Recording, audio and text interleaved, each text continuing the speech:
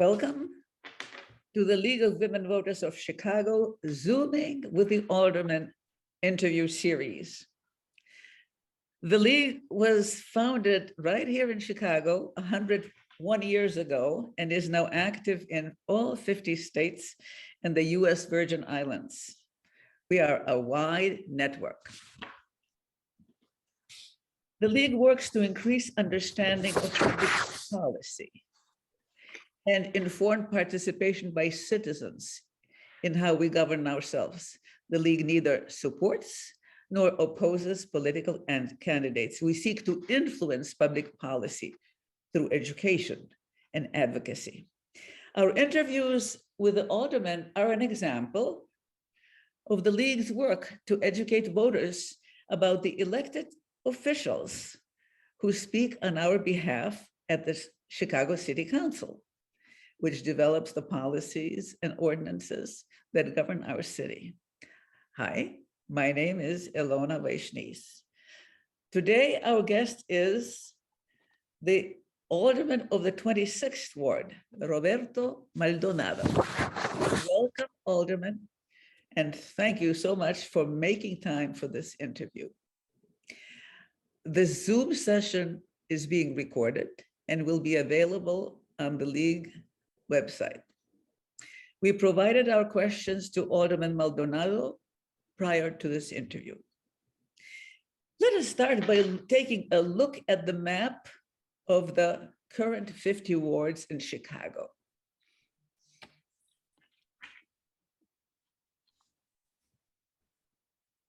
Okay, here it is. All the 50 wards of Chicago. Now let us zoom in on the 26th ward.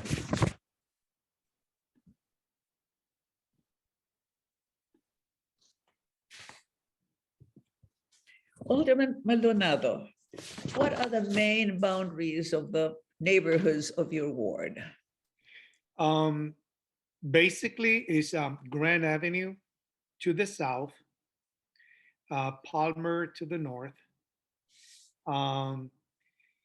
Costner to the west when it meets Grand, and then to the east I go all the way to Damon, coming north along Grand Avenue, and to Damon, coming north on Damon up to Ohio, and then going west to Western, north to Augusta, and then that's basically north to basically Division.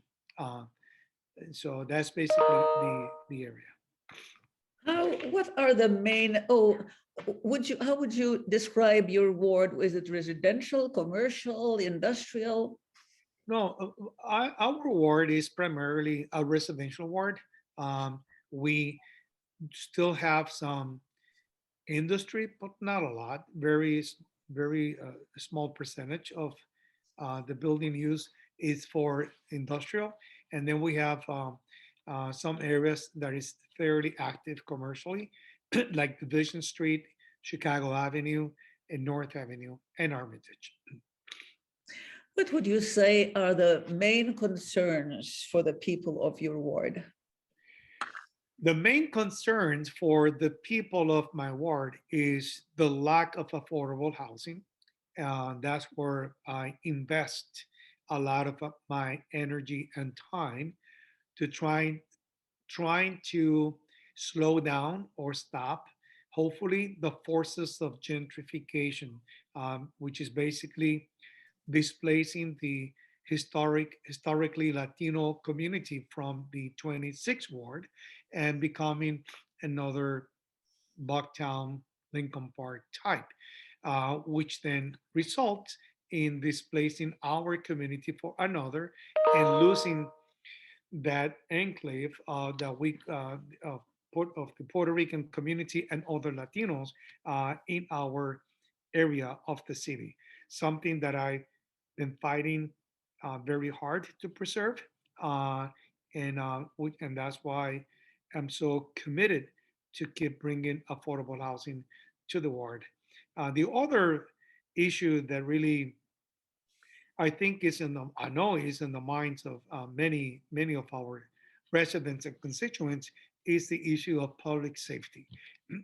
And it's interesting because when I first ran for county commissioner back in 1994, the number one issue in the minds of the residents and future constituents was the issue of public safety. Um, Now it has become again, in many areas of the city, the number one concern. Uh, uh, However, even though one public safety challenge or incident in our ward or any of our neighborhoods in the ward is one too many, I have to say that in relation to other surrounding wards that I have to the north, east, south, and west, we are we are we are fairly stable and with a low percentage of shootings, carjackings, and robberies. Although we still have them, but not to the extent that my many of my surrounding wards do experience.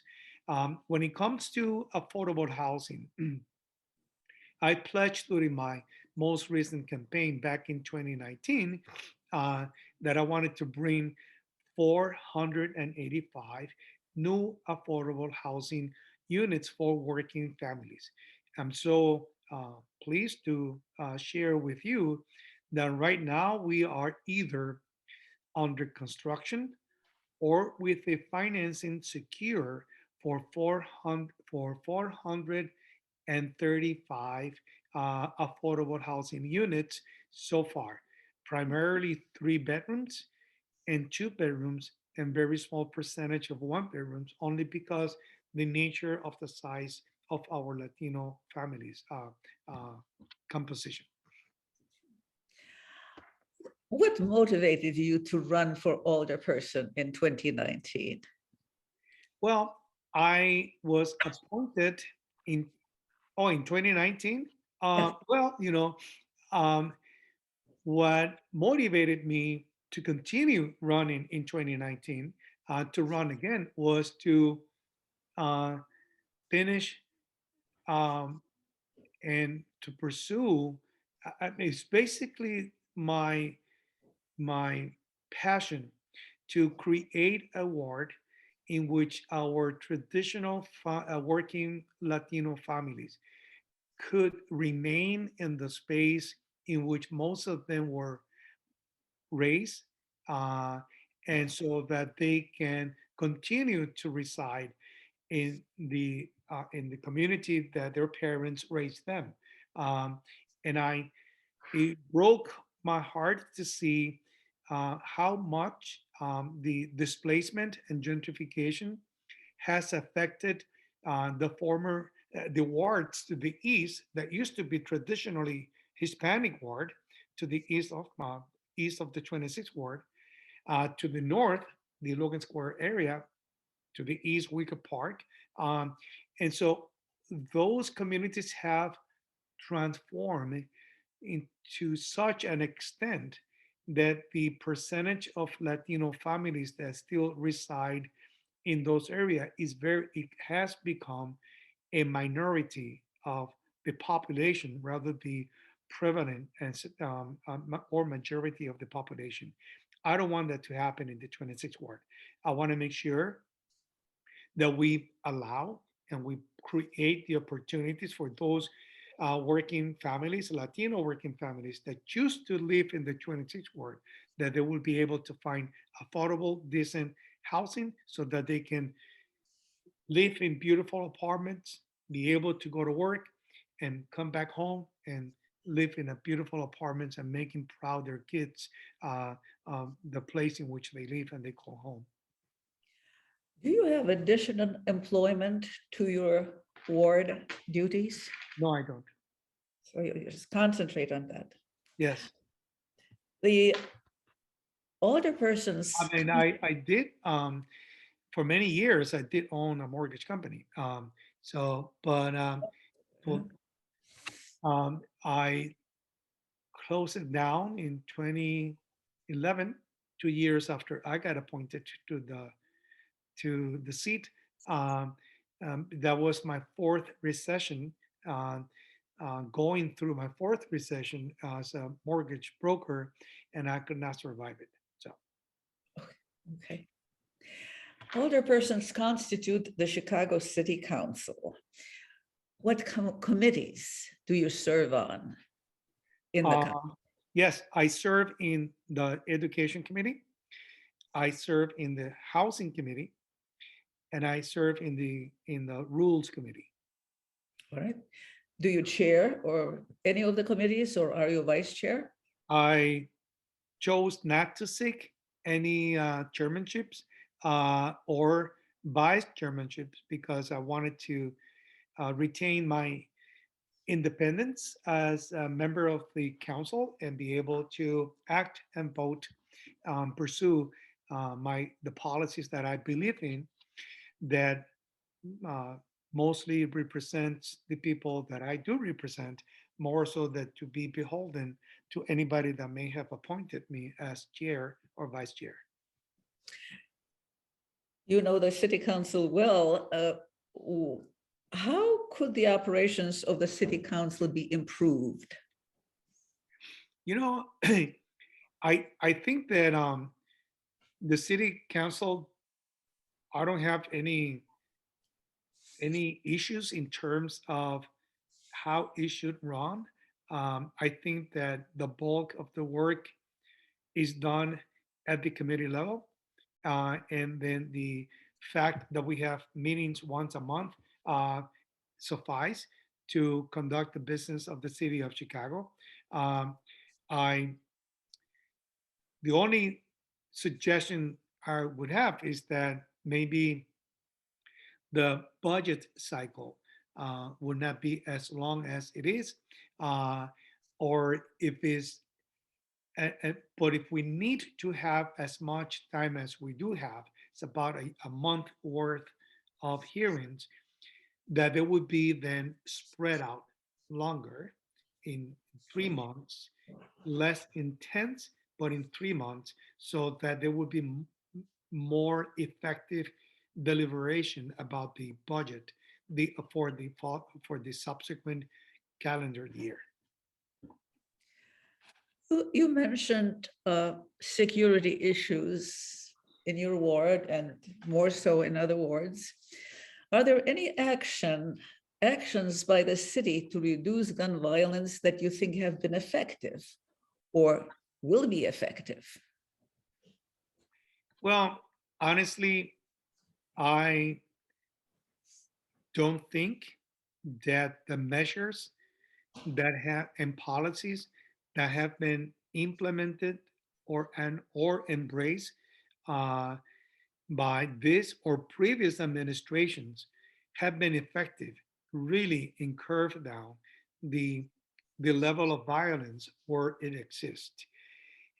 There is no way that you're going to be able to solve the problem of gun violence by having a police officer on every corner in the city of Chicago, because that would never happen.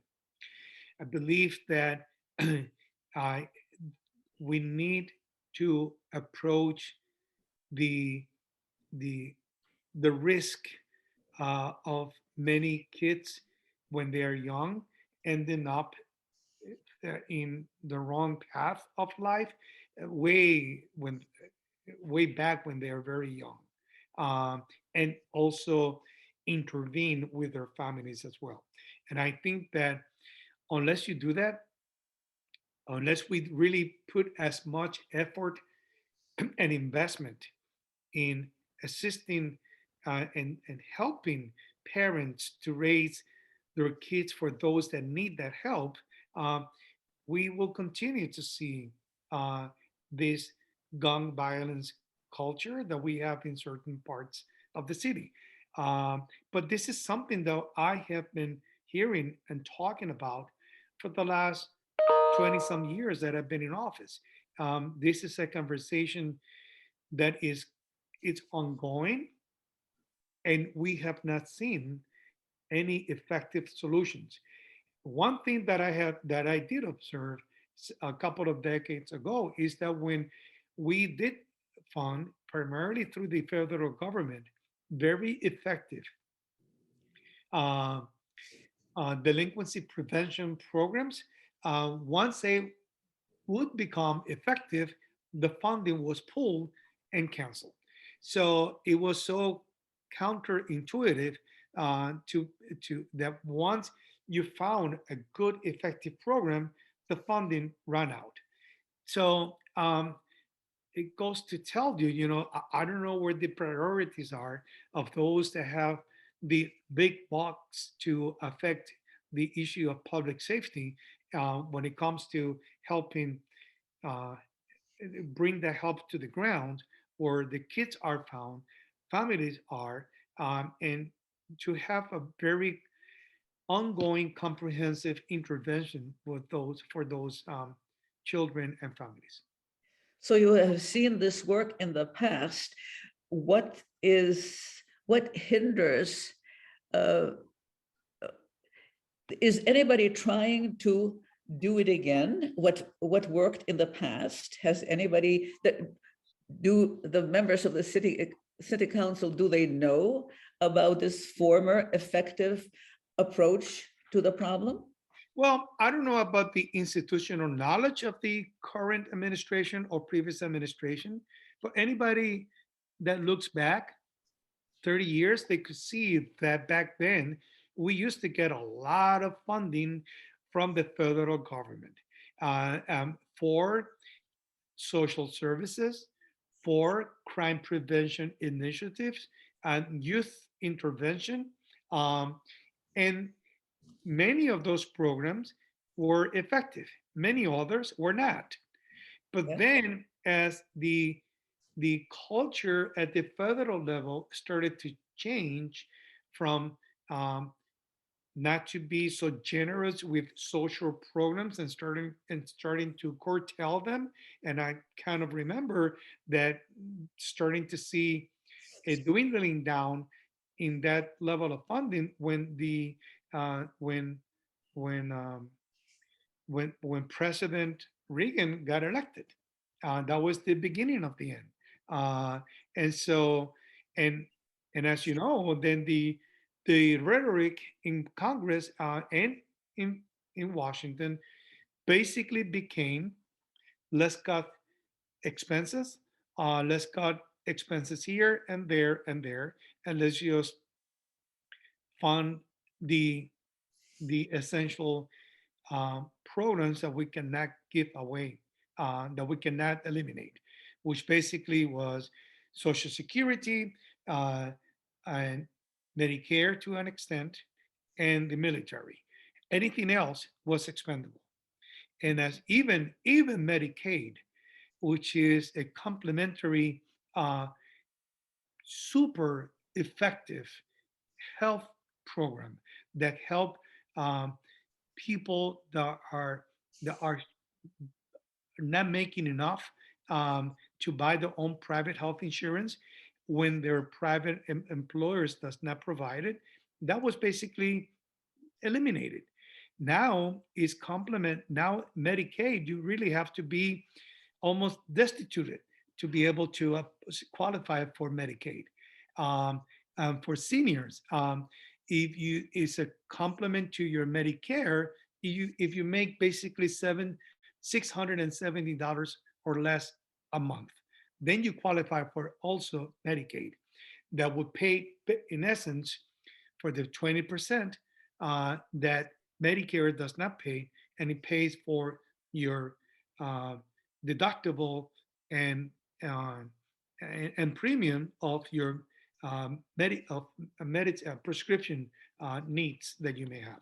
So we the solutions are there, but the political will to make the investment needs to be there.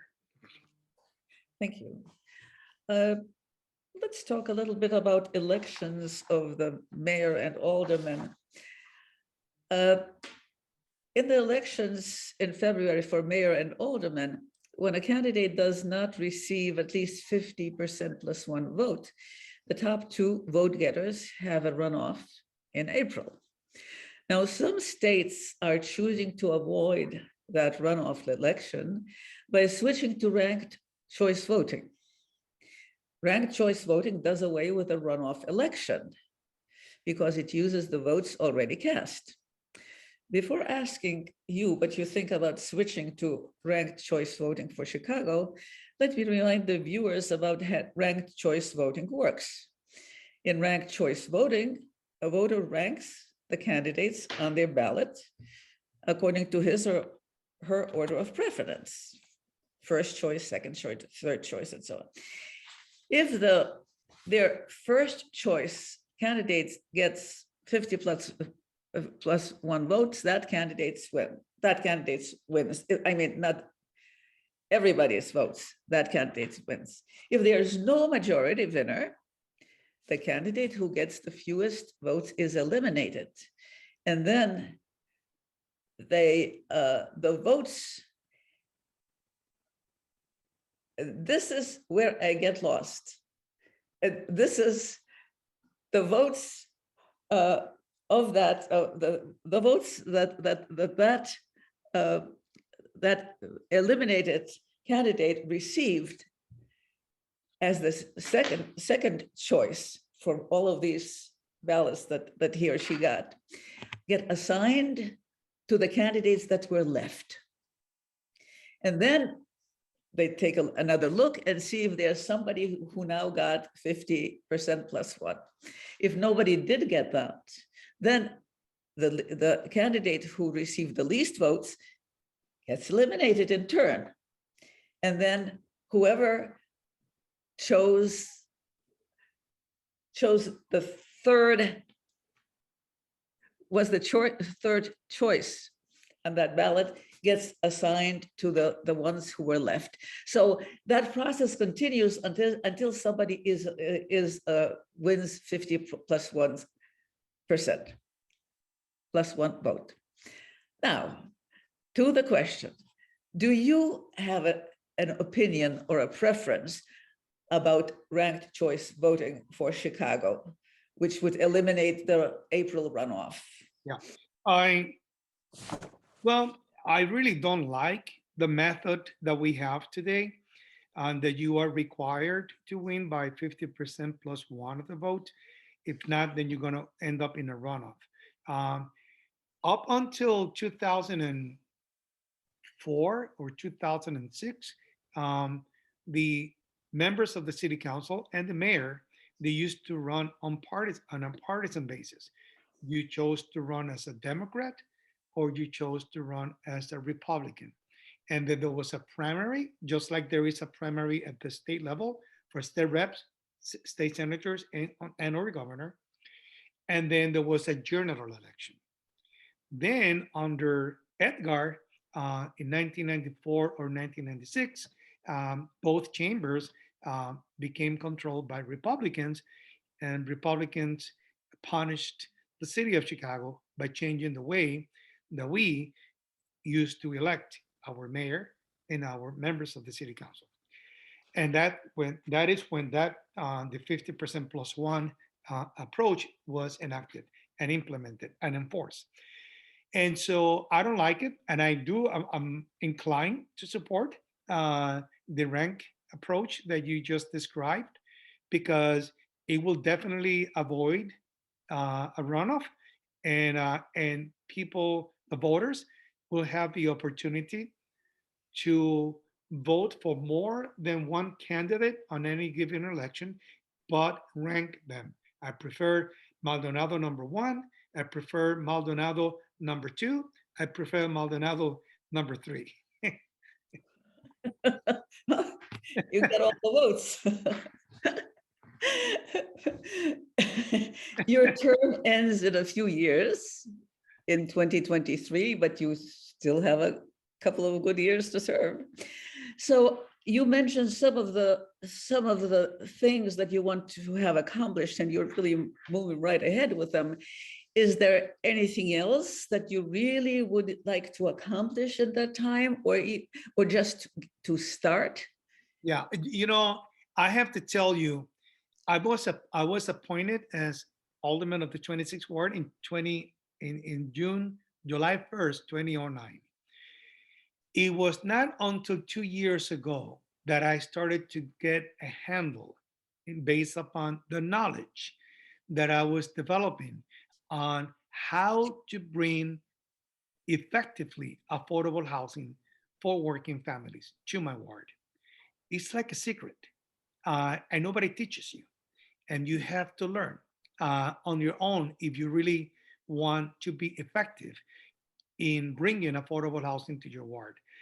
That's why it's so hard for many members that they talk, and even any administration, they talk the talk, but it's difficult to walk the walk.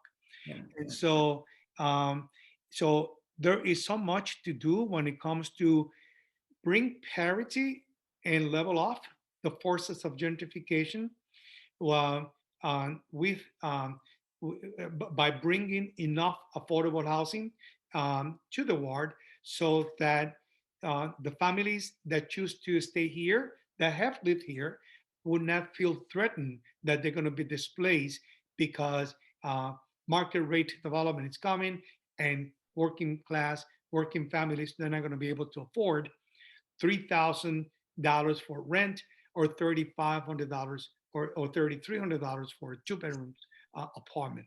And so that's why I'm so passionate about this, because I know that there is a long way to go to bring what I call that level of parity, to level off the forces of gentrification with the affordability of the ward. Um, Another area which is not our jurisdiction is our property taxes. Property taxes, really, there is a good alternative to bring significant relief of when it comes to property taxes to regular homeowners, what we call class two uh, uh, properties, which are the 1 to 4 residential properties, 1 to 4 units residential properties. And that is by shifting the weight, significant weight of the taxes imposed on what I call class two to office buildings. Think about this. Um, um, uh, Most of the large office buildings in Cook County, for example, they are owned by conglomerates. They have no ties to the city of Chicago. The investors, they might live in China, Russia, or they might live here. But they simply is an investment tool for those investors that own those large office buildings. The tenants, they don't have much ties to the city of Chicago neither, because they are either super large, for example, insurance companies, uh, law firms, or um, or the Googles of the world. And these companies, these buildings, they should not be assessed and charged property taxes at the same level that a regular commercial property is assessed and imposed tax upon. It should have its own separate classification so that you can impose a significant increase on what they pay in property taxes. And guess what? If the regular tenant have to pay $15,000 more in pass-through taxes to them, a super large law firm, that's not going to be a reason for them to terminate the lease and not to come back to the city of Chicago. A Google of the world, that an additional $15,000 a year in pass-through taxes that they will have to property taxes that they will have to pay would not be a reason for them to not renew their lease.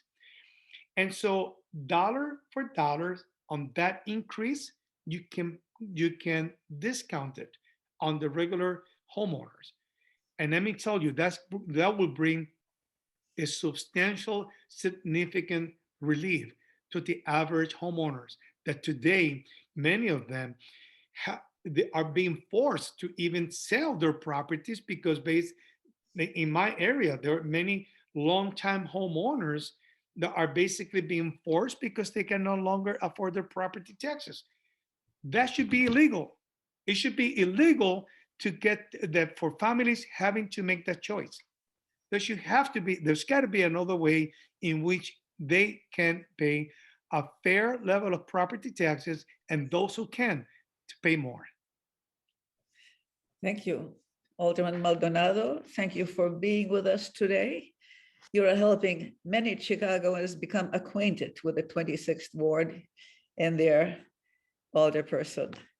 We'll be sending you a link to the video of this interview, and everyone who registered for today's program is not a league member will receive an email with a link to this interview and also an invitation to sign up for notices of our future programs, and also an invitation to join the league, because we're always looking for civic-minded Democrats and Republicans and affiliated women and men, because men have been joining the league since 1974. And anybody who believes that strengthening democracy is worth their time, we hope you will join us often for our interviews as we learn about Chicago and its elected officials, one ward at a time. I thank you. And you will find a link to our interviews with all the alderpersons on the League of Women Voters of Chicago website. Thank you. Thank you. And also, I just want to just make one final comment, and that is, I'm inviting all your listeners to look at the new proposed maps that was released by the Rules Committee and give us your input, because now is the time that we are inviting the public, because all the proposed maps are on the clerk's website and you can look at them. There is a link in which you can propose ideas, or you can communicate with your local alderperson to give them feedback of what you see on the proposed maps for all 50 wards. And that would be a great way to contribute to our democracy in the city of Chicago. Thank you. Well, thank you very much. Thank you very much. And thank you again for being with us today. No, thank you for inviting me. Bye-bye.